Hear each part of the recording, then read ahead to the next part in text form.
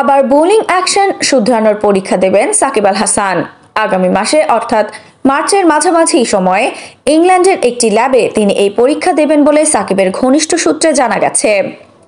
এবারের পরীক্ষার আগে ইংল্যান্ডের স্থানীয় একজন কোচের সঙ্গে বোলিং ত্রুটি নিয়ে কাজ করবেন এই বাঁহাতি স্পিন অলরাউন্ডার।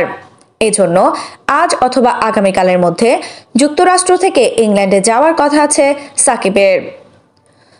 দুবার বোলিং অ্যাকশন পরীক্ষায় উচ্চতে না পারা সাকিব এবার বৈধতা ফিরে পাওয়ার ব্যাপারে বেশ ইতিবাচক বলে জানা গেছে। এজন্য পরবর্তী পরীক্ষার আগে তাড়াহুড়া না করে প্রায় 3 মাসের মতো সময় নিচ্ছেন তিনি। ইংল্যান্ডে আরও সপ্তাহ দুয়েক নিজেকে ঝালিয়ে নিয়ে তৃতীয় পরীক্ষায় নামবেন সাকিব। এই পরীক্ষার ফল পাওয়া যাবে আগামী এপ্রিল মাসের শুরুর দিকে। এর আগে ইংল্যান্ডে একবার বোলিং ত্রুটি ঠিক করার পরীক্ষা দিয়েছিলেন সাকিব।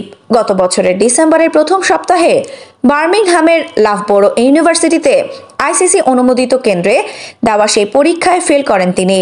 একই মাসে চেন্নাইয়ে আরও একবার পরীক্ষা দিয়ে উত্তীর্ণ হতে পারেননি সাকিব। এবার উচ্চাতে পারবেন তো তিনি। আফসানা নওরিন, বাংলা স্পোর্টস।